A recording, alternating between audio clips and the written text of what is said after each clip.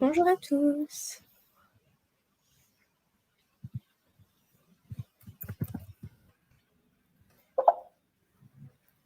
Bienvenue à ce nouveau webinaire dédié à Mon Espace Santé, cette fois-ci pour le secteur médico-social. On va avoir des présentations, mais également des temps de questions-réponses. Donc, n'hésitez pas, vous avez un petit onglet questions sur la droite de votre écran. Donc, n'hésitez pas à poser toutes vos questions. Le support de ce webinaire sera mis en ligne sur le site de l'agence, tout comme le replay. Et le replay, vous le recevrez également par mail dès la fin du webinaire. Voilà, aujourd'hui, nous avons Morgane et Anne. Je vous passe la main et puis bon webinaire à tous. Bonjour à tous. Bonjour à tous.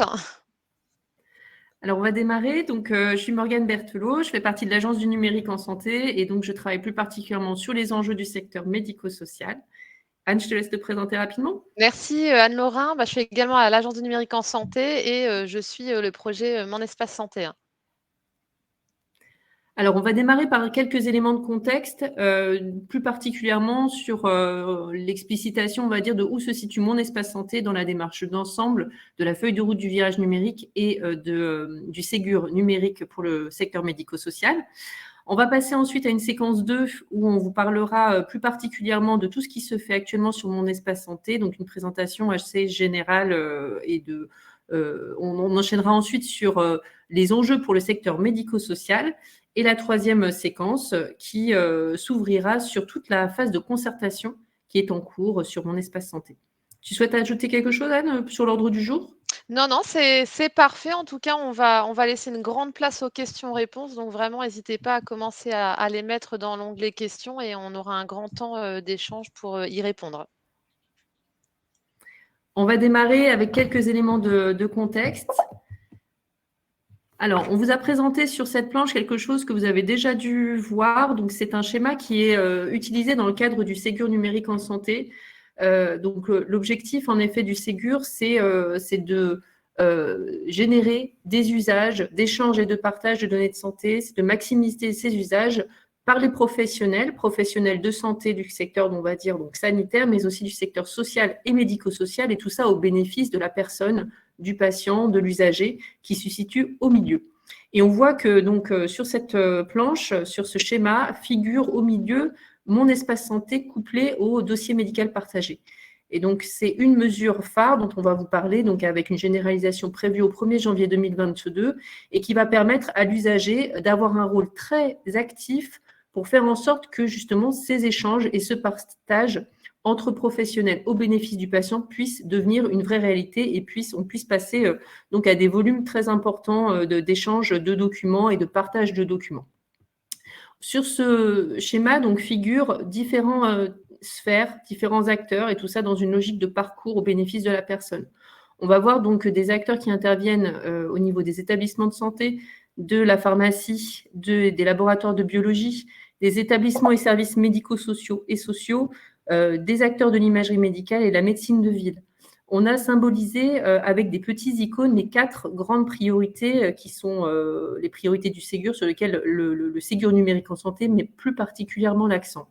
Donc, des prérequis qui sont identifier les acteurs, disposer de moyens d'identification électronique pour faire en sorte qu'on sache qui on est quand on s'adresse à quelqu'un et montrer qu'on est un acteur de santé, acteur légitime à échanger et partager, puisque impliqué dans des actions de prévention, de suivi social ou médico-social notamment. Et donc, c'est important de baser en effet la confiance pour les échanges en s'appuyant sur une identité nationale qui est une identité nationale de santé pour l'usager, pour savoir de qui on parle, et pour également une identité des professionnels avec le répertoire partagé des professionnels de santé, le RPPS, qui s'ouvre aux acteurs du secteur social et médico-social, et avec des moyens d'identification électronique et des fournisseurs d'accès ProSanté Connect. Donc ça, c'est on va dire des prérequis pour garantir la confiance.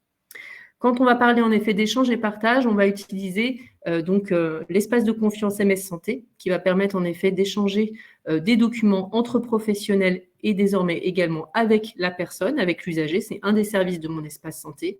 Et on va voir qu'en fonction des structures, on va pouvoir cibler des échanges de documents qui peuvent être des comptes rendus de biologie, qui peuvent être le dossier de liaison d'urgence pour les établissements et services médico-sociaux, le compte rendu de radiologie, des lettres de liaison, le volet de synthèse médicale, des listes de médicaments délivrés, etc.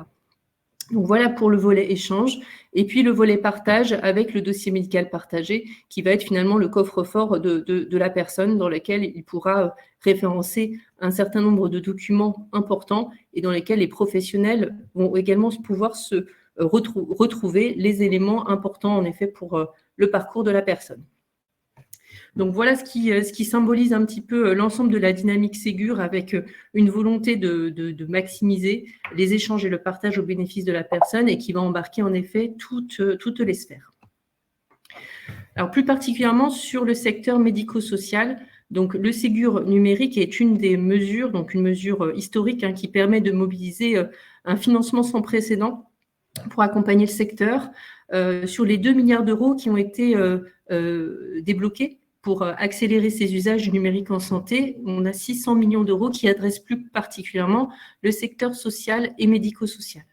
Donc ça, ce sont des mesures financières qui vont être actionnées de 2 manières, qui sont déjà actionnées par le programme ESMS numérique, avec en 2021 déjà plusieurs projets qui sont financés, on va dire autour de 3000 projets désormais financés dans le cadre des appels à projets qui sont portés par les ARS. Et c'est des mesures qui vont se poursuivre chaque année jusqu'en 2025.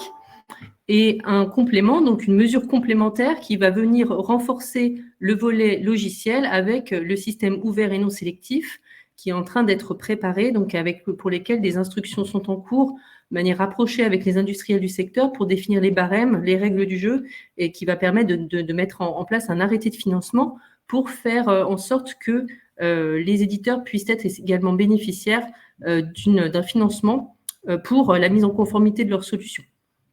Voilà donc 2 mesures de financement qui sont complémentaires et qui sont dès à présent en tout cas qui sont mises en place pour le programme ESMS numérique et qui sont en devenir très proches pour la partie SONS, couplées à des mesures donc réglementaires avec notamment la loi OTSS donc de 2019 qui déjà inscrivait à l'époque l'enjeu de conformité des systèmes d'information, services ou outils numériques avec les référentiels et l'inscription également, ciblait l'inscription d'engagement dans les CEPOM et dans les coches des acteurs. Donc pour qu'à un moment donné, il puisse y avoir en effet l'usage de solutions conformes qui puissent être inscrits dans cette logique, dans ces aspects réglementaires et CEPOM pour les établissements.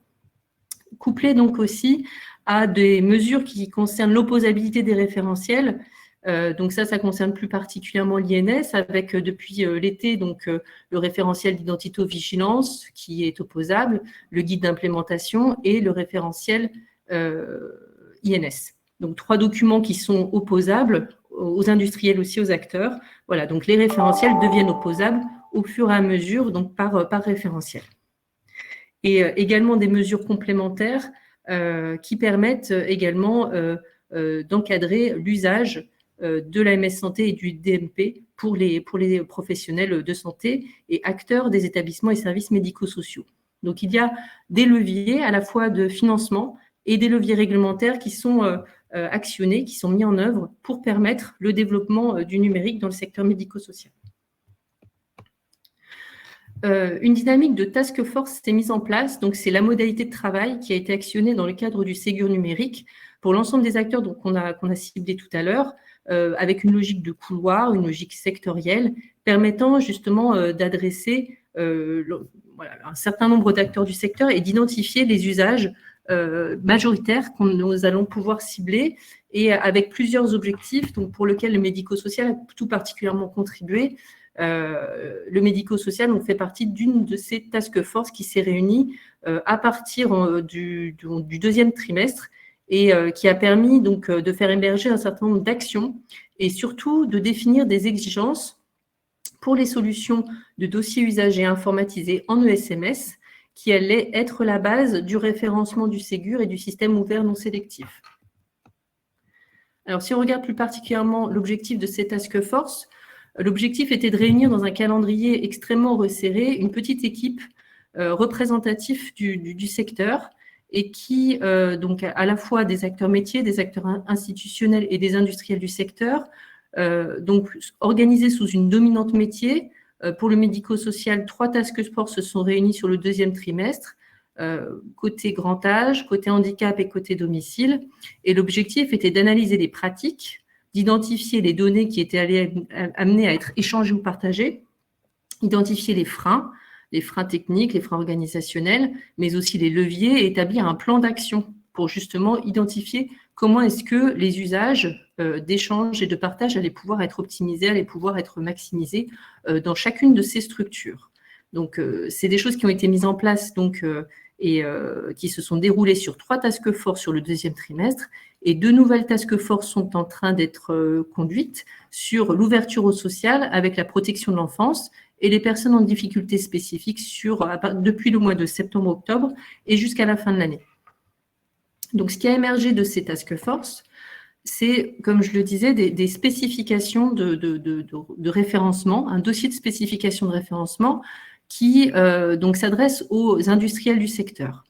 L'objectif est de définir un lot d'exigences qui s'applique à tout dossier usager informatisé en ESMS et qui concerne à la fois des exigences cœur de métier, mais également des exigences d'interopérabilité et des exigences relatives aux référentiels et services socles.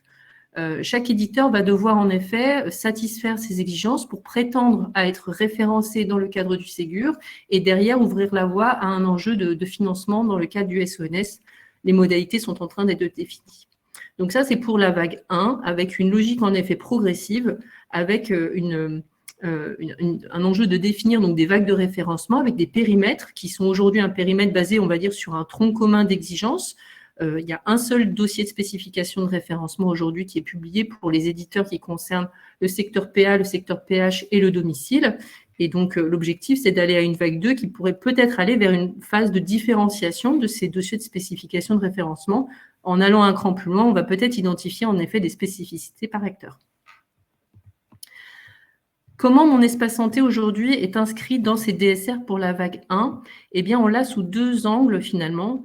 On l'a d'une part avec une préconisation, donc ce n'est pas encore une exigence qui s'affiche dans les DSR, dossiers de spécification de référencement, avec un enjeu donc de verser par le DUI, le dossier usager informatisé des ESMS, un enjeu de déverser dans l'agenda usager, qui est une des composantes, dont Anne va parler tout à l'heure, une des composantes de mon espace santé, un enjeu de verser dans l'agenda de l'usager ces données relatives aux rendez-vous de l'usager, notamment les rendez-vous médicaux, les rappels, les dates d'examen clés, avec des exemples. Voilà. Donc, à ce stade, mon espace santé a été très fortement inscrit dans tous les schémas d'urbanisation qui se sont dégagés au détour des travaux. Quand il s'agissait de positionner le DMP, on a positionné mon espace santé. On positionnait aussi mon espace santé au regard de l'usage d'une messagerie, puisqu'il y a la messagerie usagée qui va s'ouvrir. Et donc, en complément donc, de tous ces schémas d'urbanisation, on a déjà une préconisation qui émerge dans le cadre des dossiers de spécification de référencement de la vague 1. En complément, ce qui apparaît également dans le dossier de spécification de référencement vague 1, c'est une volonté d'ouvrir le système d'information, donc le dossier usager informatisé des ESMS, pour permettre à l'usager ou toute personne habilitée par l'usager à consulter son dossier usager informatisé et notamment à accéder à 3 choses, la synthèse de son DUI, une vue de son agenda et un accès à son contrat de séjour. Donc voilà aujourd'hui, très concrètement, ce qui émerge de ces premiers travaux, on va dire des task force médico-sociales, avec des exigences qui apparaissent déjà dans les solutions pour que les solutions puissent le satisfaire pour une vague 1 de référencement. Et ensuite, donc, des éléments un peu plus prospectifs qu'on sera amené à partager avec vous dans la suite de la présentation. On arrive au bout de cette première séquence avec simplement un partage de calendrier donc sur la publication de ces dossiers de spécification de référencement, donc des travaux qui ont démarré au 2e trimestre, donc avec les 3 task force PA, PH, domicile, une concertation qui s'est tenue jusqu'au 1er octobre avec les industriels du secteur, et une deuxième vague de concertation et d'échanges rapprochés qui se tient actuellement suite à la publication en préinformation de ces dossiers de spécification de référencement. Donc, on a On a autour de 150 exigences qui sont aujourd'hui référencées, qui concernent les solutions. On a à peu près 63 exigences qui concernent le cœur de métier et les autres qui concernent les référentiels et services socles. L'objectif est de pouvoir publier ce dossier de spécification de référencement en fin d'année, couplé à l'arrêté de financement pour justement mettre en place le système ouvert et non sélectif. Alors, je ne sais pas si vous avez des questions sur cette première première étape qui concerne un peu des éléments de contexte global autour du Ségur, autour de cette logique de task force et la manière en effet dont aujourd'hui Mon Espace Santé s'inscrit dans cette dynamique. N'hésitez pas à nous poser des questions. Et sinon, on enchaînera sur la deuxième partie qui vous présentera plus particulièrement Mon Espace Santé.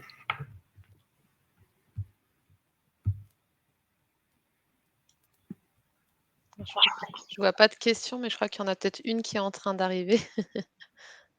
Attends, je vois que ça écrit.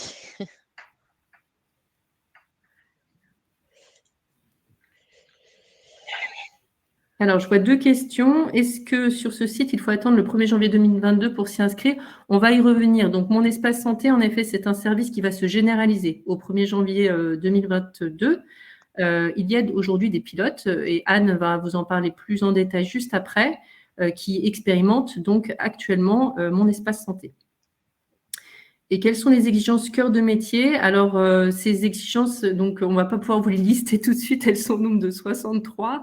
On va vous mettre le lien pour que vous puissiez consulter le dossier de spécification de référencement. Alors, attention, c'est un document qui est orienté industriel. Donc, c'est des exigences qui sont formulées avec on va dire, une normalisation qui est faite pour une implémentation par les solutions. Il y a des scénarios de test également qui sont mis à disposition. Donc, on va vous mettre le lien pour que vous puissiez regarder en détail. Mais globalement, ça concerne tout le cœur de métier des UI, sauf la gestion du circuit du médicament dans cette vague 1, puisqu'on est sur un tronc commun qui concerne PAPH domicile et donc tout type de services et structures. On est sur des exigences qui portent à la fois sur des activités très amont autour de l'admission de la personne, la gestion d'une sorte de liste d'attente. En fonction du secteur, on n'appelle pas forcément ça une liste d'attente systématiquement. Ensuite, on va gérer toute la partie accompagnement de l'usager, les évaluations, les transmissions, la formalisation d'un projet personnalisé, des fonctions qui tournent aussi autour de l'agenda, la planification des activités de groupe, etc. Voilà, globalement, quelques grandes, on va dire, idées de ce qui est adressé parmi ces 63 exigences. On va vous envoyer le lien pour que vous puissiez en prendre connaissance plus en détail.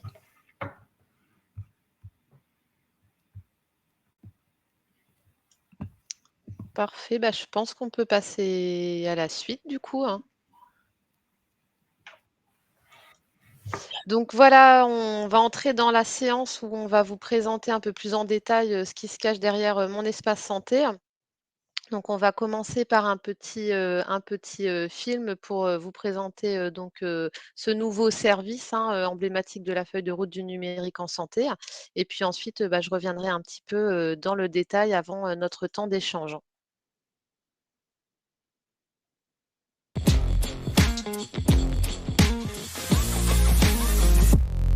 Toute cette feuille de route, vous l'avez vu, qu'on porte avec enthousiasme, énergie et détermination, elle est d'abord faite évidemment pour le citoyen lui-même. Et donc pour aller au bout de nos idées, de nos convictions, il fallait construire un outil, une plateforme, un espace numérique de santé pour que chaque personne puisse être acteur de sa santé au travers du numérique en gérant ses données de santé, pour la prévention, pour organiser son parcours de soins, pour faire de la télémédecine. Le nom de code de cette plateforme numérique nationale, c'est Mon Espace Santé. Mon Espace Santé est un projet très ambitieux qui vise tout simplement à transformer le parcours de soins des assurés. Concrètement, c'est quoi ? Un espace numérique sécurisé, personnel, hébergé en France, qui va réunir pour chaque assuré ses données de santé. Mais ce n'est pas simplement ça. C'est aussi une messagerie sécurisée entre les assurés et les professionnels de santé. C'est un agenda partagé de santé et c'est un catalogue d'applications référencées. C'est donc tout un écosystème qu'on veut construire autour de Mon Espace Santé. C'est un projet ambitieux. Le ministère des Solidarités et de la Santé en a confié la réalisation à l'assurance maladie. J'en fais donc une priorité, avec un point de vigilance, un souci permanent, accompagner nos assurés les plus précaires pour qu'eux aussi ils s'emparent de Mon Espace Santé.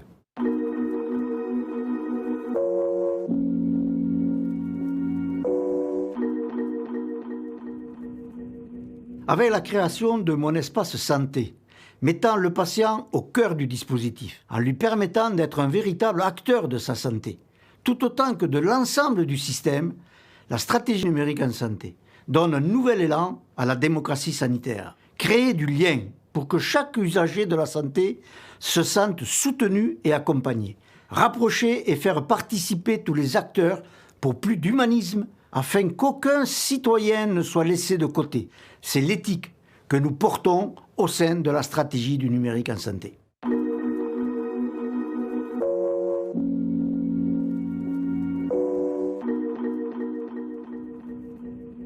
Et c'est aussi pour ça qu'il nous tient à cœur de donner la parole aux usagers, aux citoyens, pour construire Mon Espace Santé, mais aussi pour toutes les actions de la feuille de route. Depuis 2019, on met en place des ateliers citoyens qui nous permettent de poser des questions aux usagers sur leurs usages du numérique en santé, faire en sorte que Mon Espace Santé s'inscrive dans ces usages. On a aussi mené une enquête l'été dernier auprès de plus de 2000 personnes et qui nous a permis de savoir qu'en fait, 8 personnes sur 10 étaient prêtes à utiliser Mon Espace Santé. 80% des personnes interrogées se disent rassurées qu'un tel service soit développé par le service public. Et en 2021, pour encore plus appliquer la démocratie sanitaire aux enjeux du numérique, nous allons lancer un comité citoyen d'une forme nouvelle, en associant des usagers tirés au sort, mais aussi des associations de patients. Il participera à la construction de Mon Espace Santé et de ses différentes fonctionnalités. Notre objectif est d'ouvrir ce nouveau service public numérique à tous,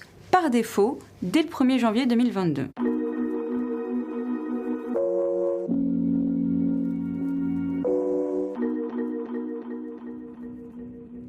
Notre fil d'Ariane, à chaque étape de l'élaboration de Mon Espace Santé, est d'associer les patients afin de nous assurer qu'ils répondent bien à leurs besoins.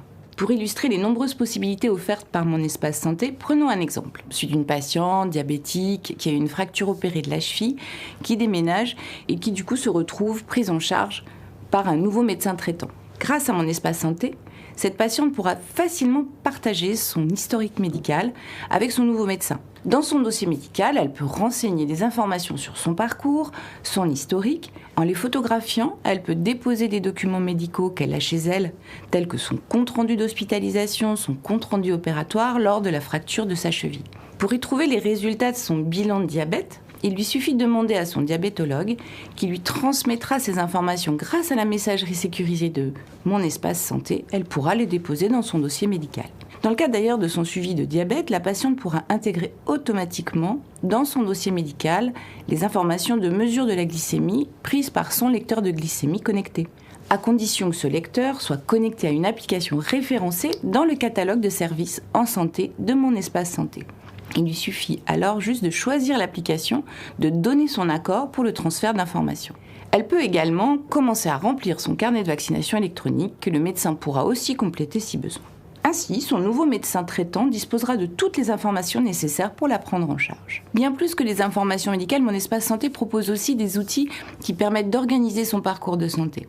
Grâce à Mon Espace Santé, elle aura automatiquement accès depuis un seul agenda sécurisé à tous les rendez-vous médicaux pris avec les différents professionnels de santé qui la prennent en charge. Dans un premier temps, Mon Espace Santé sera testé à l'été 2021 par la population de 3 départements, où chaque usager recevra alors un courriel ou un courrier personnel de l'assurance maladie lui expliquant comment activer Mon Espace Santé. Les retours de ces premiers utilisateurs nous permettront d'améliorer le produit avant sa généralisation à toute la population à partir de janvier 2022. L'assurance maladie accompagnera au plus près les assurés dans leur prise en main de Mon Espace Santé.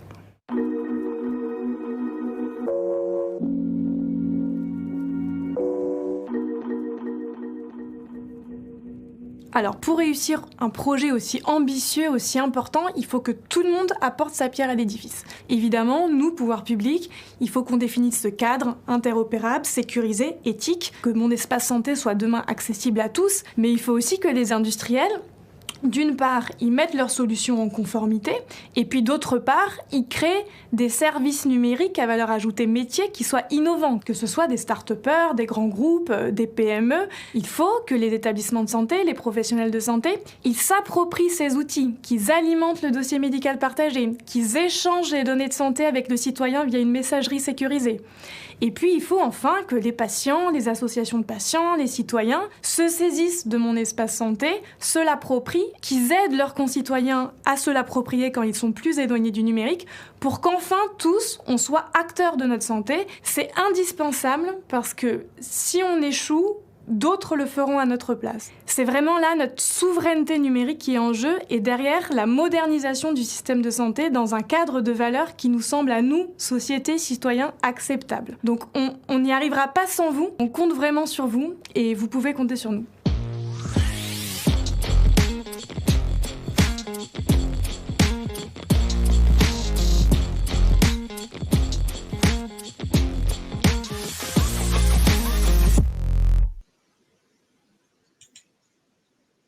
Voilà donc l'idée de vous passer ce rapide petit film pour illustrer un petit peu l'arrivée, de mon espace santé. Donc mon espace santé, c'est quoi? C'est 4 grandes fonctionnalités.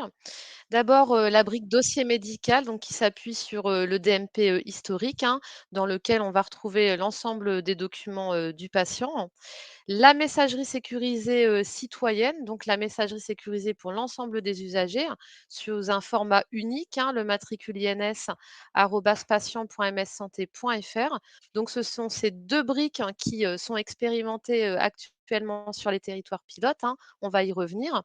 Et puis les 2 autres briques, donc la brique agenda, où vous allez pouvoir retrouver vos rendez-vous passés à venir, noter des tâches, également, synchroniser avec, des agendas, du marché qui auront passé le process de référencement de la 4e brique, le catalogue d'applications, donc le store de mon espace santé dans lequel vous retrouverez un certain nombre d'applications pour, la gestion, de votre santé, hein.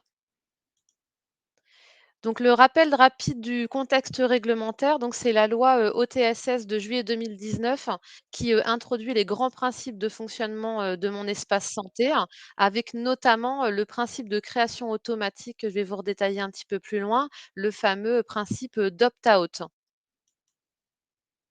C'est une mobilisation, vraiment, collective qui est autour de la création de mon espace santé. D'abord évidemment, du côté, de l'État, et plus particulièrement de l'assurance maladie, hein, qui, construit ce service. Les industriels, hein, dont on a besoin bien sûr, notamment pour alimenter, le futur, catalogue d'applications, hein, et avec une dimension, de respect des critères de sécurité, d'éthique et de qualité, hein, qui sont pleinement intégrés au processus de référencement qui est en cours. Les professionnels de santé, hein, bien sûr, pour commencer à créer des usages au travers notamment de l'alimentation du dossier médical et l'utilisation, de la messagerie, citoyenne. Et puis, nous tous, citoyens, pour alimenter, nos mon espace santé, au fil de l'eau et vraiment être maître, de nos données, de santé, hein. Donc le contrôle d'accès aux données de santé à la main du citoyen, c'est extrêmement important d'avoir en tête que mon espace santé, c'est vraiment, le point d'entrée, de l'usager pour la gestion, de ces données de santé, avec le dossier médical, la possibilité pour l'usager de masquer un document, hein, à un professionnel, en particulier, de donner accès à tout ou partie de mon espace santé, au professionnel de son choix. Donc c'est vraiment là encore le citoyen qui décide. Le catalogue d'applications, je vous en parlais rapidement. Là aussi, il y a un processus de référencement qui était en concertation jusqu'au 19, septembre dernier, donc qui est encore en cours de finalisation, voilà, avec un certain nombre de critères d'exigence, afin de vraiment, sécuriser l'usager dans l'utilisation des applications qui seront référencées au store et ces applications pourront, potentiellement, encore une fois, si elles ont passé, le processus de référencement, se synchroniser avec, notamment des mesures de nos données de santé que vous pourrez compléter dans votre profil médical et donc synchroniser avec ces applications, par exemple de suivi de bête, ou autre, un peu tout ce qu'on peut imaginer. Voilà, et dans les fonctionnalités prévues, alors fonctionnalités qu'on ne teste pas actuellement au cours de la phase pilote, mais qui vont arriver très vite, puisqu'on construit vraiment le service de façon agile et qu'il y a des montées de version régulières, c'est la possibilité pour l'usager de donner un code provisoire au professionnel de santé de son choix, pour là aussi donner un accès limité dans le temps à tout ou partie de mon espace santé. Alors le fameux opt-out, hein, c'est quoi?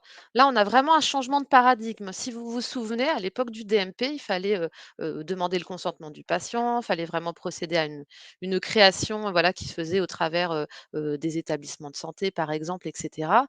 Là, tous les usagers, hein, donc nous tous, nous allons recevoir en janvier 2022 un courrier ou un email avec un, mot de passe, provisoire. On va se connecter sur mon espace santé et là, on va pouvoir soit de façon proactive activer mon espace santé, soit exercer son droit d'opposition et pour ce faire, on a un délai d'1 mois et 10 jours. Passé ce délai, hein, si vous n'avez ni activé ni exercé votre droit d'opposition, alors l'opt-out va faire son œuvre et les Mon Espace Santé vont être créés automatiquement. C'est là qu'est le changement de paradigme puisqu'on va se retrouver avec une massification des dossiers médicaux disponibles et donc de leur alimentation possible, de premiers usages via la messagerie citoyenne également possible. Et là, vraiment, c'est là où ça va changer le champ des possibles. Donc c'est vraiment important d'avoir ça en tête, hein, de se dire que voilà, en janvier 2022, on reçoit, tous nos notifications et puis, progressivement, l'opt-out va faire son œuvre et voilà, on imagine à peu près que pour l'ensemble du territoire, l'opt-out devrait avoir fait son œuvre d'ici, fin avril, 2022. Et en effet, au niveau des territoires pilotes, je vais y revenir un peu plus, en détail, ici au travers, du calendrier de déploiement. Donc actuellement, on est en pilote sur 3 départements, Haute-Garonne, Loire-Atlantique et Somme. Donc toutes les notifications ont été envoyées et là actuellement, depuis, le début de cette semaine, le processus d'opt-out commence, et se terminera pour ces 3 départements, d'ici, la fin du mois d'octobre.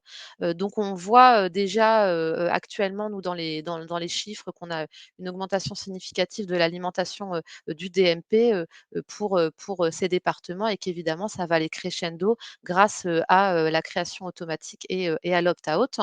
Donc l'idée, c'est ensuite d'arriver, comme je vous le disais, sur janvier 2022 avec, cette fois, l'envoi, de l'ensemble des notifications pour, le reste de la population et la création automatique, en effet, entre, mi-février et fin avril 2022 et où là, on intégrera bien sûr les 2 autres fonctionnalités, l'agenda et le catalogue d'applications. Donc encore une fois, avec, des, montées de version progressives et donc des évolutions, possibles dans les fonctionnalités, sur mon espace santé. Donc ces 3 territoires pilotes, ça a représenté, 4 millions de notifications qui ont été envoyées, hein, et l'idée, c'était vraiment sur cette phase pilote de tester le mécanisme d'opt-out, hein. C'est quand même, un changement majeur donc pour, pouvoir sécuriser la phase de généralisation, on avait besoin de pouvoir faire ces tests sur, voilà un panel, de territoires et puis tester les premiers cas d'usage de la messagerie sécurisée de santé, hein, et de l'alimentation du DMP et puis aussi, pouvoir avoir les premières remontées quant aux, activations, par les usagers et aussi aux connexions, avec, les professionnels, de santé en établissement, et en libéral. Donc l'idée, hein, comme je vous le disais, c'est qu'actuellement, on suit ces pilotes, de façon, collaborative, donc entre l'assurance maladie, l'ANS, les ARS et les grades, avec un suivi, d'une trentaine d'établissements pilotes et aussi de nombreux professionnels libéraux, avec bien sûr en face un panel d'usagers, hein, qu'on accompagne pour pouvoir, tirer un maximum, d'usages et de retours d'expérience pour alimenter, les territoires et les éléments de communication en vue, de la généralisation. Là, c'est un petit zoom qu'on voulait vous faire, sur un des territoires pilotes. C'est, en Loire-Atlantique avec, une expérimentation qui a lieu aussi, au sein, d'établissements d'hébergement pour personnes âgées dépendantes et là, l'idée, c'est vraiment, de continuer, sur ce territoire l'alimentation et les efforts qui ont déjà été faits par rapport au DMP, et un accompagnement est fait côté local, par l'assurance maladie pour justement accompagner ces structures dans la bonne appropriation de l'outil, et puis essayer au maximum de pouvoir indiquer les premiers points positifs d'usage de mon espace santé, pour accéder en effet plus confortablement au dossier médical, au partage de données de santé, des résidents, entre professionnels et résidents, et avoir toujours un contenu de dossier médical le plus à jour, possible. Donc pour ce faire, il y a un certain nombre de flyers qui sont, communiqués, côté, assurance maladie, sur les territoires pilotes, pour indiquer, à l'usager comment, activer et comment accéder à mon espace santé, avec un support usager qui est, le 3422, et également sur monespacesanté.fr, où vous pouvez retrouver un certain nombre d'éléments de réponse, de FAQ, pour pouvoir, commencer à avoir, des éléments d'information, sur mon espace santé, sur comment ça fonctionne, quelles sont en détail, les fonctionnalités, pour l'usager. Donc voilà, c'est ce type de petits flyers que vous pouvez retrouver, et où, l'assurance maladie redonne un certain nombre d'éléments sur, les différentes fonctionnalités, notamment, DMP et messagerie, citoyenne. Alors, si on fait un petit focus sur ce qui concerne plus particulièrement le secteur médico-social, on vous a fait une petite vue ici qui est le fruit finalement de quelques orientations, quelques idées qui émergent des travaux Task Force dont je vous ai parlé tout au démarrage.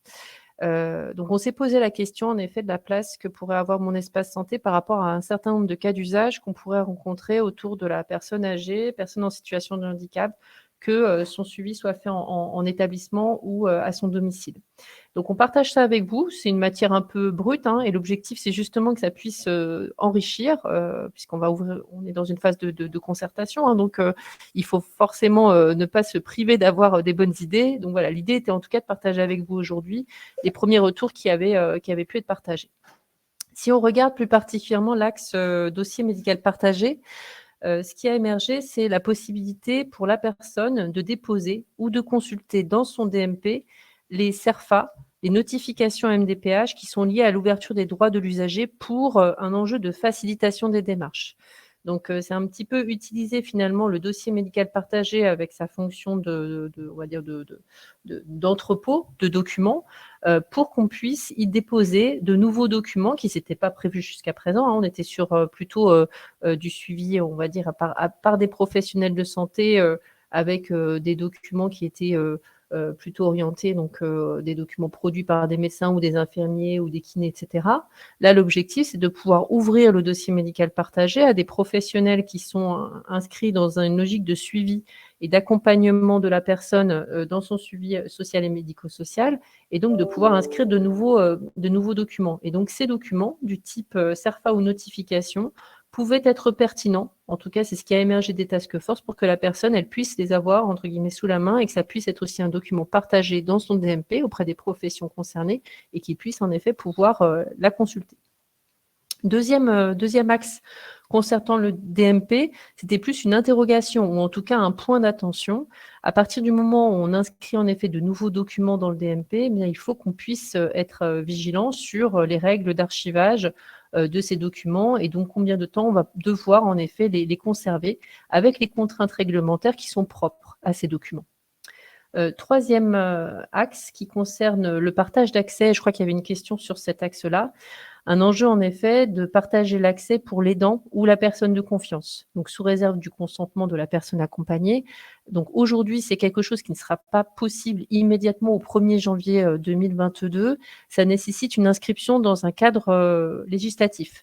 Et donc aujourd'hui, c'est quelque chose qui est bien évidemment identifié, qui est un axe très, très important de pouvoir permettre à l'aidant ou à la personne de confiance de pouvoir accéder à mon espace santé pour la personne.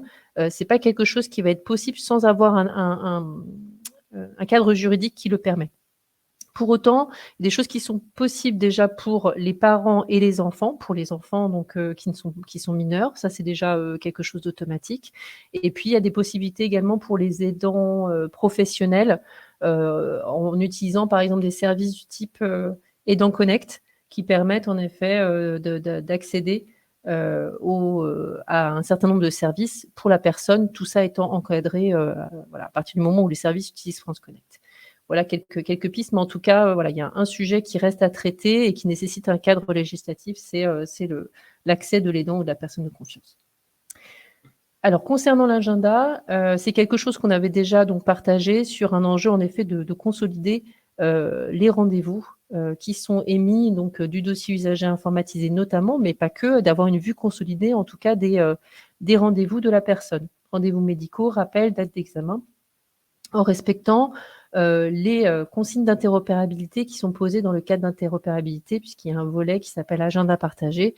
Et donc, dès lors qu'on respecte ce volet-là, l'objectif est de pouvoir avoir une vision consolidée des rendez-vous pour la personne, de la personne.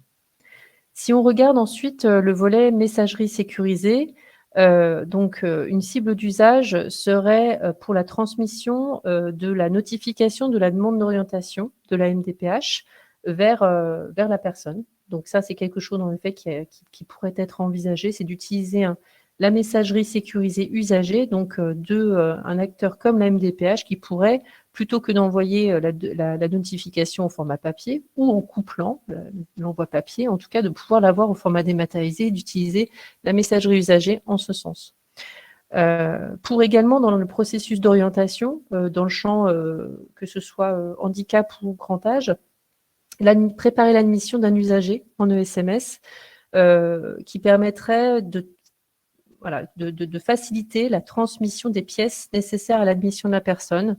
C'est voilà, un flux qui pourrait être intéressant en complément des systèmes d'orientation qui peuvent exister, comme via trajectoire, osmose dans le champ du handicap, ou via trajectoire notamment dans la partie grand âge, ou autres services utiles pour l'orientation de la personne, ou la facilitation de l'admission de la personne. La messagerie pourrait être un outil complémentaire utile qui permettrait de transmettre des informations complémentaires pour faciliter l'admission. Et c'est un cas d'usage qu'on retrouve beaucoup aussi dans le sanitaire avec tout ce qui est préparation de l'admission avant une hospitalisation.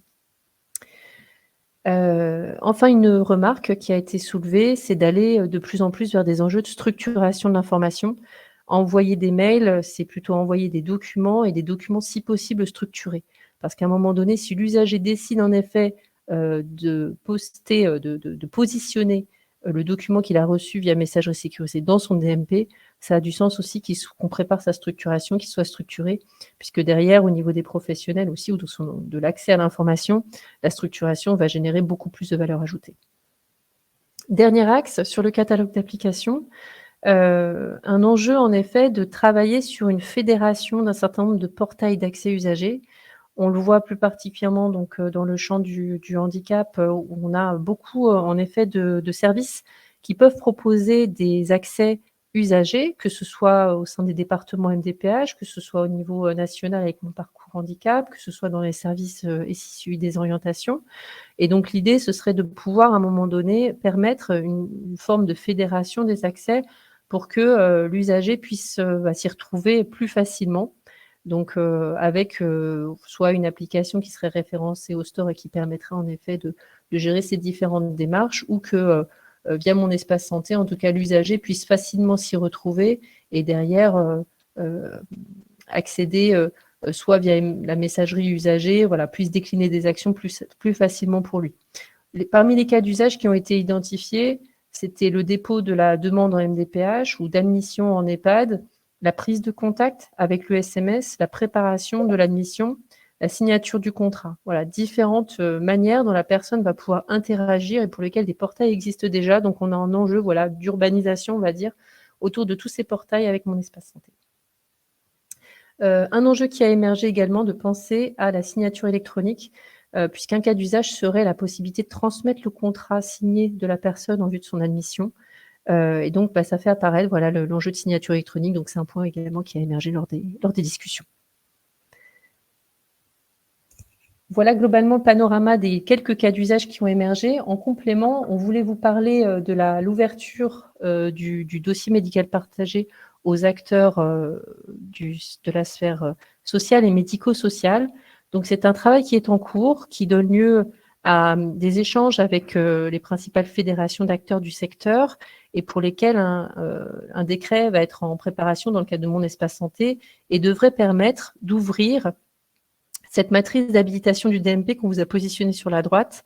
Alors, pour ceux qui ne la maîtrisent pas complètement, en fait, il faut comprendre que c'est un simple tableau avec en colonne des professions et en ligne des documents. Et globalement, donc, on rencontre à l'interface entre ces lignes et ces colonnes, donc, par exemple, les premières colonnes avec un médecin qui va pouvoir accéder ou alimenter un certain nombre de documents. L'objectif de ces travaux, c'est de pouvoir compléter les colonnes, donc en rajoutant des acteurs qui vont pouvoir contribuer à l'alimentation et qui vont pouvoir consulter des documents dans le DMP. Et de pouvoir également ajouter des lignes qui sont des documents utiles au secteur. Et donc, on ne va pas forcément travailler sur des professions comme on l'a fait dans le secteur sanitaire avec médecins, kinés, infirmiers, etc. On va plutôt travailler sur des notions de profession et de rôle exercé par ces acteurs.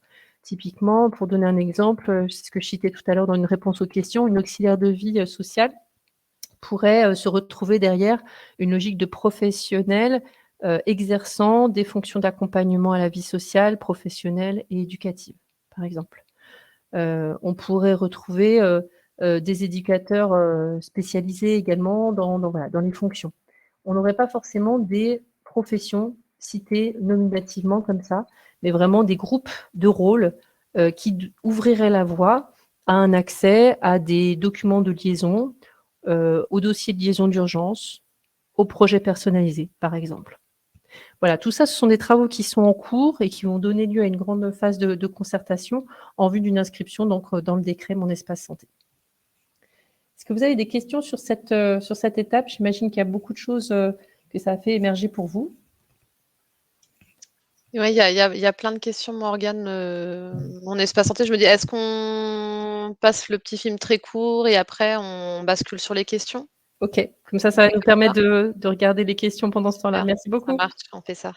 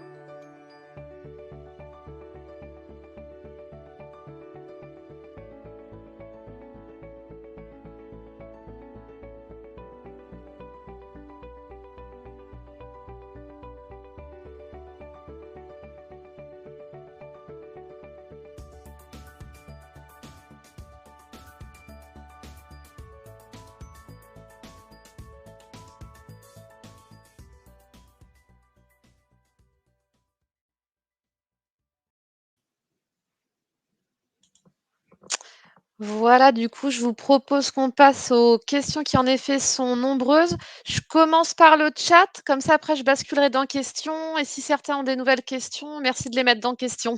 Comme ça, on va essayer d'écluser le chat avant de passer aux questions suivantes. Donc, j'espère ne pas en oublier. Je vois Karine Angot, donc, qui en a posé plusieurs dans une. Peut-on avoir une copie du courrier envoyé aux assurés des départements en phase de test? Je dois pouvoir trouver ça. Je ne l'ai pas là tout de suite sous la main, mais je dois pouvoir vous trouver ça. Éventuellement, mettez-moi votre email et puis, voilà, je pourrais vous envoyer, les éléments. Si on refuse dans les 1 mois et 10 jours l'ouverture de mon espace santé avec le principe d'opt-out, pour nous revenir sur notre décision. Donc tout à fait, vous pouvez très bien exercer votre droit d'opposition au cours des 1 mois et 10 jours. Vous pouvez aussi activer mon espace santé et le lendemain décider, de finalement, le fermer et 3 mois plus tard, si vous le souhaitez, vous pouvez réactiver, en allant, sur le site, Mon espace santé. Là aussi au niveau de la FAQ, vous pourrez trouver les éléments. Donc, en tout cas, à tout moment, c'est tout à fait possible. De la même façon, au moment où vous fermez mon espace santé, vous pouvez télécharger l'ensemble du contenu disponible. Les familles auront-elles accès à mon espace santé de leurs parents? Donc là aussi, hein, ça revient à évidemment, heu, une réalité, de terrain, dans le médico-social et le social avec, des parents qui ont besoin justement que leur, dossier, si j'ose dire, soit suivi par leurs enfants, par un proche, par un aidant. Comme le disait Morgane tout à l'heure, tout n'est pas encore calé, c'est aussi l'objet de la phase pilote. On voit, clairement que ce qui se passe, de façon assez simple et ce qui doit déjà se passer aujourd'hui, c'est que voilà, les familles qui reçoivent du coup, les courriers, activent, mon espace santé, par eux-mêmes pour pouvoir, gérer les contenus, du parent. Mais évidemment, là, il y a aussi des montées de version prévues pour, comment dire? Mieux gérer, l'ensemble, de ces cas de figure, et de délégation justement d'accès, à, mon espace santé, hein. Comment se passe c'est voilà, le recueil du premier consentement DMP et cetera? Alors là, encore une fois, on c'est le changement de paradigme, c'est-à-dire pour le DMP, on demandait le consentement, du patient. Là, on lui demande pas, son avis pour faire court. Si passé le délai d'opt-out, on n'a pas exercé son droit d'opposition, on n'a pas activé, à ce moment-là, mon espace santé est créé, de facto. Qu'est-ce que j'ai vu d'autre? Bah, ça non. Alors après, de plus, alors les EHPAD qui n'ont pas bénéficié de l'aide financière de 2 500 € ont-ils un autre moyen d'obtenir de l'aide financière? Alors ça, moi, je ne sais pas. Peut-être Morgane, là, on est peut-être plus côté ESMS numérique, mais je maîtrise pas. Oui, tout à fait. Donc, en effet, l'assurance maladie a accompagné, les EHPAD pour, que les EHPAD puissent se raccorder au DMP et générer l'usage du dossier de liaison d'urgence en EHPAD. Donc, c'est un plan en effet de déploiement. Je crois qu'il y avait à peu près 30 des EHPAD qui étaient, ciblés. Compte tenu du démarrage de SMS numérique, dès cette année 2021 et du fait que le DMP est un des services ciblés pour générer des usages en ESMS. La CNAM, en effet, va arrêter sa dotation financière auprès des EHPAD et c'est le programme ESMS numérique qui va permettre, en effet, de prendre en compte le DMP au même titre que d'autres services dans la dotation qui va être faite aux établissements et services médico-sociaux. Merci Morgane. Alors, qu'est-ce que je voyais? Ah oui, voilà. Ne peut-on pas, nous, gérants de structure, avoir déjà nos accès personnels afin de manipuler le système et mieux le connaître? Donc, non, malheureusement, Benoît, si vous n'habitez pas ni en Haute-Garonne, ni en Loire-Atlantique, ni dans la Somme, vous ne pouvez pas bénéficier de votre, Mon espace santé. Donc, il va falloir en effet attendre janvier 2022 pour pouvoir, manipuler en effet, l'outil. Il y a pas, actuellement, d'espace de test, Mon espace santé pour, on va dire, les directeurs de structure ou, voilà ou professionnels qui accompagnent, les usagers. Que pouvez-vous nous dire sur Mon espace santé et la e-carte vitale? Donc il est prévu, hein, que la e-carte vitale soit, une possibilité, d'authentification. C'est pas tout de suite, c'est plutôt pour début 2022, mais c'est, dans, le scope, hein, dans le périmètre de ce qui est prévu. À ce jour, les expérimentations avec les éditeurs de logiciels et les SAD ne sont pas encore commencées. Y aura-t-il différentes phases d'expérimentation et cetera? Là, est-ce qu'on est plus, pareil sur des choses, SMS numériques ou pas? Je sais pas. Alors, donc aujourd'hui, c'est vrai que enfin, par rapport au pilote Mon espace santé, c'est chaque département finalement qui a choisi de cibler, plus particulièrement, son terrain de jeu et c'est vrai que donc on a un département qui a, souhaité, plus particulièrement adresser les EHPAD. Donc, les SAD ne sont pas en effet, des Ah oui, acteurs, pardon. clairement identifiés ou fléchés aujourd'hui Oui, pardon, dans ce département pilote. j'avais pas compris la question, ouais, désolée. Oui, oui, en effet, hein, comme le dit Morgane, on est évidemment, on pouvait pas suivre, tout ce qu'on aurait voulu suivre au niveau des pilotes. Donc en effet, il y a des EHPAD, il y a de l'HAD aussi d'ailleurs, aussi en Loire-Atlantique qu'on va suivre. Mais voilà, non, on n'a pas pu mettre en effet, dans le périmètre, toutes les typologies, de structures. Et en complément, donc je pense qu'il y a 2 choses dans la question. Il y a d'une part les pilotes Mon espace santé et je pense que la logique aussi de GRAP fait référence, aux projets qui sont déposés, dans le cadre du programme SMS numérique, donc pour lesquels des régions, lancent, des appels à projets. Donc les SAD sont en effet, concernés au même titre, que, là depuis le temps 2 de la phase d'amorçage, donc les structures, financées par les conseils départementaux. Alors j'ai un peu plus de mal à comprendre en effet la question parce que ça le programme SMS numérique, cible, non seulement mon espace santé, mais bien d'autres choses. L'objectif c'est, là on n'est pas sur une phase, on va dire, d'expérimentation avec le programme SMS numérique. On est sur, le financement de projets dans un temps d'amorçage qui est le temps numéro 2. On va dire qu'il y a à peu près, 1400, je crois, 50 projets qui ont été financés sur le établissements qui ont été financés sur le temps 1. Il y en a un peu plus qui vont être financés sur le temps 2 et les SAD, en effet, peuvent en bénéficier. Mais on n'est pas sur une logique d'expérimentation. Voilà. Après, pour toute question sur le programme SMS numérique, je vous enverrai peut-être l'adresse de la CNSA qui saura plus particulièrement vous répondre. On se tient à votre disposition si je n'ai pas répondu à votre question. Merci Morgane. Alors Karine, il n'y a pas de confidentialité de mon espace santé, entre parenthèses DMP. Si, je vous rassure. Alors d'abord, plusieurs éléments de réponse. Au sein de mon espace santé, donc mon espace santé, hein, pour chaque usager, hein, encore une fois, on a la brique qu'on appelle dossier médical. Derrière, je suis d'accord, c'est le DMP. On parle de dossier médical maintenant au sein de mon espace santé. Pourquoi? Parce qu'évidemment, il y a la brique historique DMP, mais c'est plus que ça. Il y a le profil médical, donc qui est une nouvelle fonctionnalité où vous pouvez saisir vos antécédents, histoire de la maladie, vos traitements habituels, etc. Et ce profil médical, vous allez pouvoir ou le télécharger ou le partager avec les professionnels de votre choix au travers de votre messagerie citoyenne. Ça, c'est une chose. Et côté professionnel de santé, habilité, on continue à parler de DMP hein, parce que jusqu'à l'arrivée du bouquet de services professionnels, on va dire le pendant de mon espace santé pour les professionnels, l'interface d'accès au DMP reste la même pour les professionnels. Évidemment, il y a des règles de confidentialité, RGPD et tout ce que vous pouvez imaginer. Mon espace santé, c'est hébergé en France. Hein, c'est bien, hébergeur de données de santé, donc là-dessus, il y a pas de souci et pour la question suivante qui, aborde l'intégration au catalogue d'applications, bah, là aussi, il y a évidemment, des critères de sécurité, d'exigence aussi, de score éthique, qu'il faut atteindre pour être référencé. Alors comme je vous le disais, le processus de référencement, il est encore en construction. On est presque à la finalisation, mais voilà, il y a encore quelques semaines de travail. Donc pour l'instant, ce qu'on va vous mettre dans le chat, c'est, issu de, la concertation qui a eu lieu jusqu'au 19 septembre dernier. Ça vous permettra d'avoir quand même une bonne idée, du process attendu et vous verrez un petit peu le niveau d'exigence. Donc même si ça va, un peu évoluer, là je vous le mets du coup dans le chat, même si ça va un petit peu évoluer, ça vous donnera quand même une bonne idée de la cible à atteindre Et notamment, la première des choses à faire, et ça, vous pouvez le faire dès maintenant, c'est de vous créer un compte sur Convergence, sur le site isanté.gouv.fr. Sur Convergence, vous trouverez des éléments pour créer votre compte et déclarer le niveau de maturité de vos solutions par rapport à la doctrine technique. Ça sera le premier passage obligé pour ensuite accéder au futur process de référencement.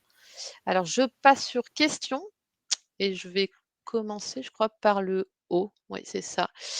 Les documents et tout, parfait, c'est noté. Catherine, est-ce que les centres de soins infirmiers font bien partie du secteur médico-social? Et si oui, sont-ils bien éligibles au programme ESMS numérique?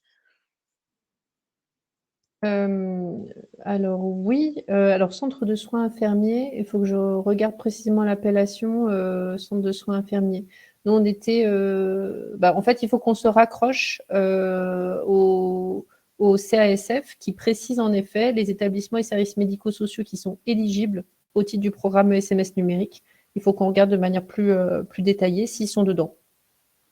Je vais vous envoyer le lien, notamment l'instruction, pour qu'on puisse vous préciser si ces acteurs sont bien référencés dans l'article du CASF. Alors, Benoît, votre question sur l'archivage, la destruction des documents dans le DMP, dans mon espace santé. Alors, je n'ai pas toute la maîtrise loin de là de la question. Pour moi, les règles, en tout cas, qui valent les côtés DMP perdurent pour la partie dossier médical au sein de mon espace santé. Mais je ne saurais pas vous en dire plus. La seule chose que je peux vous dire, c'est qu'à partir du moment où mon espace santé il est activé avec un certain ensemble de documents dans le dossier médical, encore une fois, vous êtes maître de vos données. On ne va pas aller, personne à part vous va aller supprimer tout ou partie pardon, des documents. Qu'est-ce qu'on a? Alors, l'accès, la transmission des informations nécessite-t-il impérativement l'utilisation d'un ou des logiciels commerciaux? Mettrez-vous à disposition des outils freeware ou un accès par un site web? Alors, je ne suis pas sûre de bien comprendre la question, mais en tout cas, mon espace santé, c'est pour chaque usager, à la fois accessible via monespacesanté.fr, donc via le site web, et dès 2022 via l'application mobile. Donc, c'est une application qui est et un site évidemment qui est responsive, donc adaptable sur tablette, smartphone, etc. Donc, pas besoin de passer par un outil tiers pour accéder à mon espace santé. Je ne sais pas si c'est ça votre question, mais voilà. Donc, le cahier des charges, ça, je vous ai dit tout à l'heure. Devons-nous tout de même avoir un formulaire de consentement au sein de nos DUI pour l'alimentation du DMP? Non. C'est rapide. Non, plus avec justement le fameux opt-out dans mon espace santé. Alors, je descends, il y en a, je passe parce que Morgane a répondu. Donc oui, comment faire avec les personnes âgées sans famille? Donc ça aussi, évidemment, on est confronté à ces cas-là dans le cadre de l'expérimentation. On n'a pas de solution arrêtée pour l'instant. Ce que je peux vous dire, c'est qu'il y a plein de réflexions et notamment de collectifs qu'on tente de monter, notamment des ambassadeurs numériques sur les territoires, donc qui sont des ambassadeurs bénévoles pour aussi les ateliers d'inclusion numérique. Et leur rôle pourrait aussi être d'accompagner justement des populations ou en fracture numérique ou dans l'impossibilité pour une raison X ou Y, en effet, sans famille ou parce que voilà, pas d'appétence pour ça, les aider à quand même pouvoir avoir des usages et activer mon espace santé. L'agenda, je descends, ça s'était répondu. Est-ce que sur ce site, il faut attendre janvier? Donc, Catherine, donc pas d'inscription. Encore une fois, ça sera automatiquement que mon espace santé sera ouvert si vous n'exercez pas votre droit d'opposition. Est-ce que j'ai oublié des choses? Ça interroge aussi. Ça repart par le haut, en fait. Je m'embrouille juste avec le truc question. Les CSI, ah oui, d'accord, ok. Rebonjour. Est-ce que les services d'aide à domicile sont aussi éligibles? Là, je pense qu'on est aussi sur ESMS numérique. Oui, tout à fait. Donc, les services d'aide à domicile, oui, sont aussi éligibles au temps 2 de la phase d'amorçage. Oui, alors les directeurs d'EHPAD, ça interroge aussi sur leur droit à ouvrir le courrier des personnes sans famille. Ouais, je pense que c'est déjà le cas, que ce soit concernant mon espace santé ou autre. Je ne sais pas quoi vous dire. C'est encore une fois une réalité de terrain, quoi. Voilà, c'est pas de réponse comme ça toute faite. Je pense qu'en effet, ça dépend de chaque cas de figure. Je vais retourner dans le chat parce que je crois qu'il y a quand même des questions qui traînent. Non, non, ça va, il n'y en a pas qui traînent. Hop.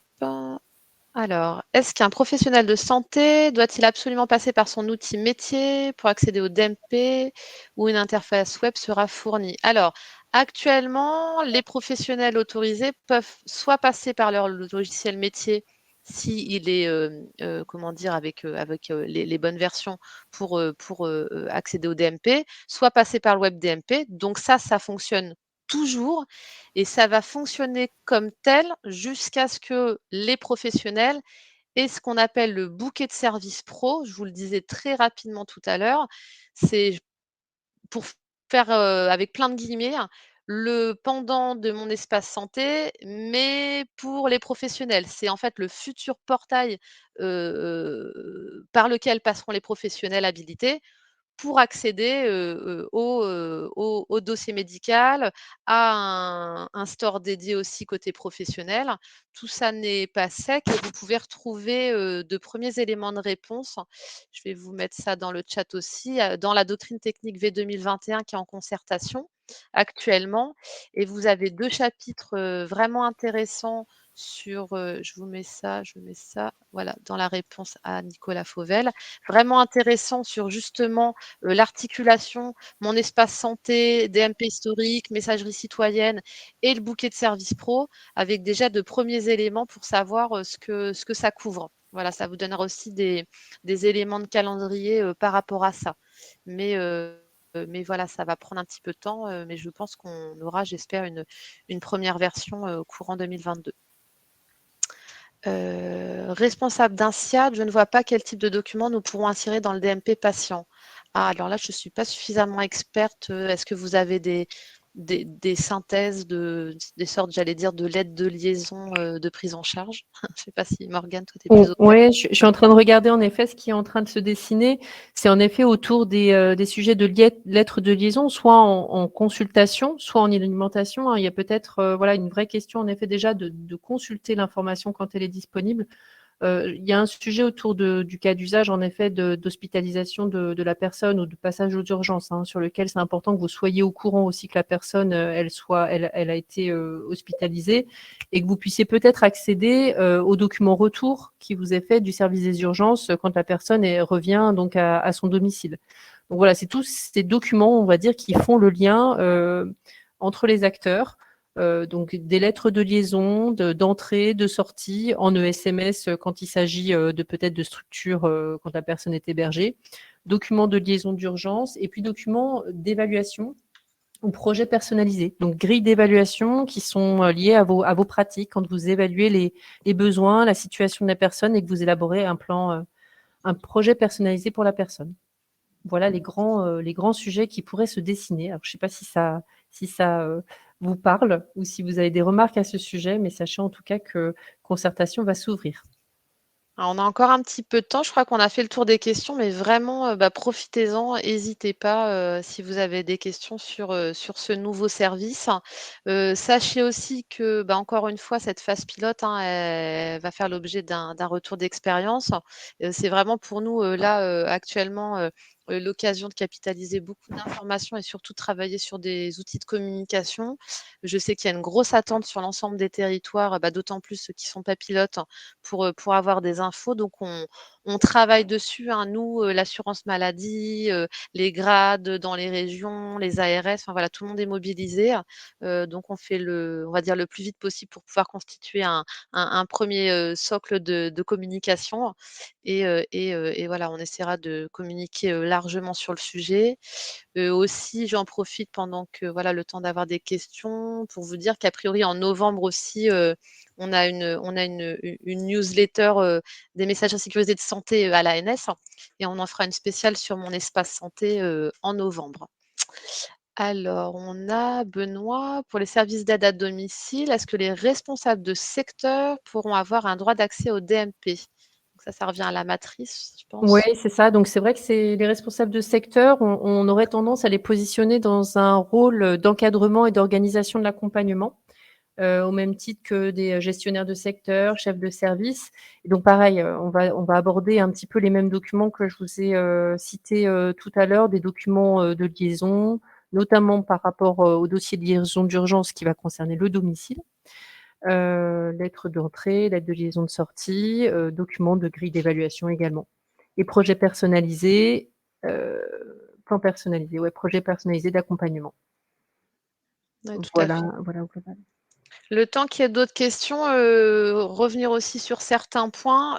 Donc, comme je vous l'ai dit, là, en tout cas, les 2 premiers enjeux, c'est vraiment l'alimentation du dossier médical et les usages entre messagerie sécurisée de santé et messagerie citoyenne. Donc, on sait qu'on nous a, voilà, on nous a posé plusieurs fois la question.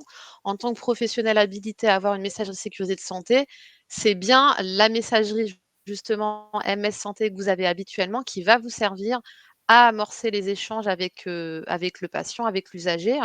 Je vous disais tout à l'heure, hein, on l'a là aussi sur le slide, il y a un format unique pour ces adresses, avec le matricule INS. Donc ça veut dire évidemment, qu'il vous faudra tôt ou tard, pouvoir récupérer cet INS.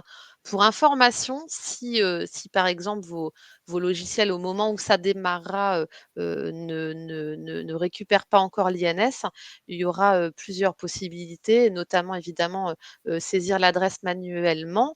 Et pour les usagers que vous avez en face de vous parfois et en capacité justement de retranscrire l'information, sachez que dans mon espace santé, l'usager va voir sur son interface à lui de messagerie, en clair, son adresse. C'est-à-dire qu'il va voir son INS, voilà son matricule, arobase patient.mssanté.fr. Donc ce qui peut aussi, lui permettre de vous confirmer, son INS, si besoin. Ça fait par exemple partie, des choses qui vont être, prévues. Qu'est-ce qu'on ouais, je voyais un peu que je ratais entre-temps des questions.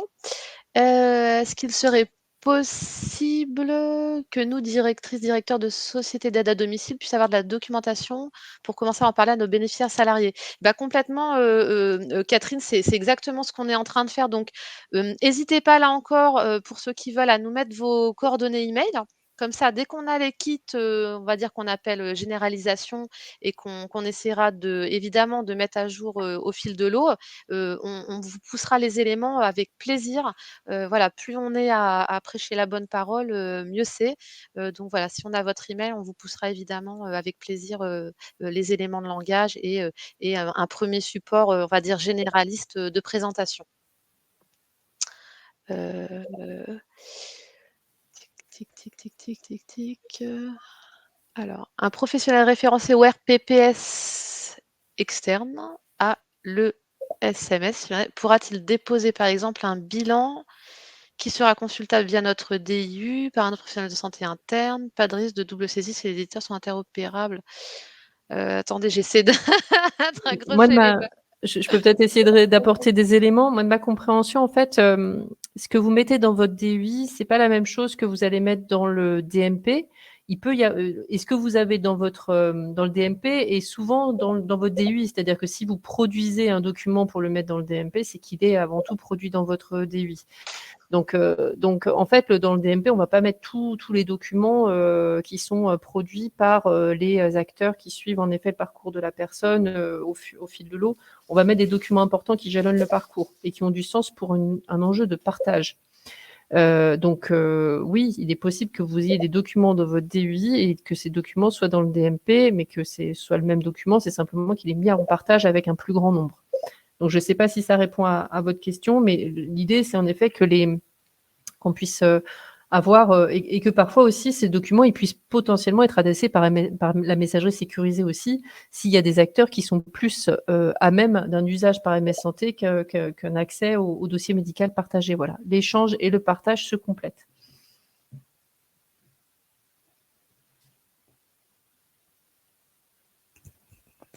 Donc, je ne sais pas s'il y a d'autres questions, n'hésitez pas. On a encore un petit peu de temps, vraiment, ça sera avec plaisir. J'ai essayé de réfléchir à ce que j'aurais pu vous, vous dire en plus. Il y a tellement de choses, c'est un super sujet, hein.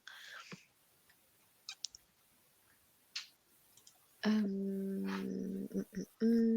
regarde.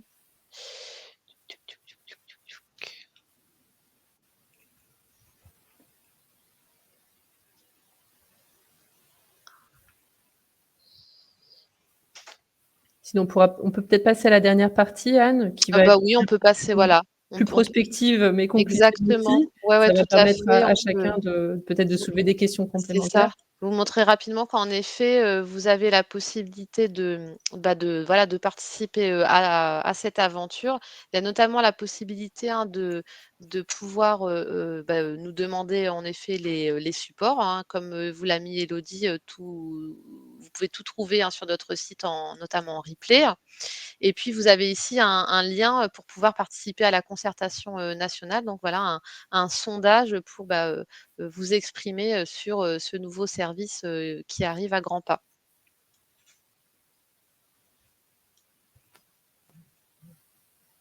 Voilà et puis n'hésitez pas en effet si vous avez des questions, vous pouvez écrire à monespacesanté@isanté.gouv.fr. Alors, non Benoît, il y aura pas d'annuaire patient. Donc ça n'est pas prévu. Il n'y a pas d'annuaire patient. Et c'est pour ça qu'il faut que les outils métiers, récupèrent les INS qualifiés, notamment au travers du téléservice, INSI. Donc n'hésitez pas si vous avez encore quelques petites questions. Sinon, vous verrez que voilà, d'ici la fin, Élodie vous mettra aussi le questionnaire de satisfaction, hein. N'hésitez pas à le compléter. C'est toujours bien pour nous d'avoir vos retours, hein. C'est important pour les prochains. Donc d'autant plus que ce webinaire s'inscrit dans une série de webinaires Mon Espace Santé. Donc nous organisons, nous à ANS, pour la délégation du numérique en santé et l'assurance maladie, hein, qui accompagne plus globalement la démarche.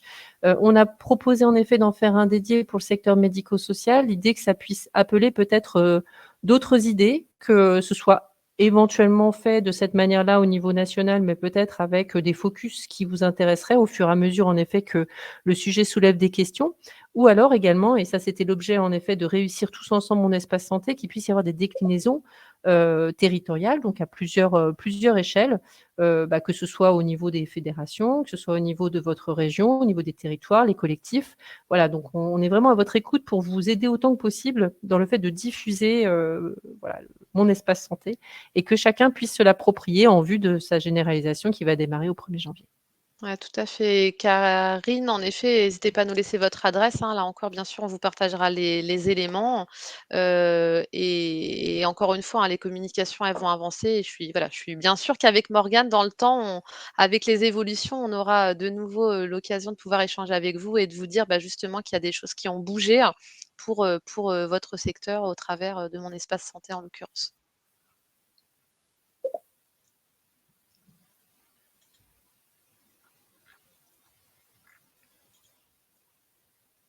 Bien, je vois plus de questions, hein, si, on vous laisse encore des fois que. S'il y a plus de questions, vraiment, on vous remercie beaucoup pour votre participation. On était très, contentes de pouvoir, faire ce webinaire, et répondre à vos questions.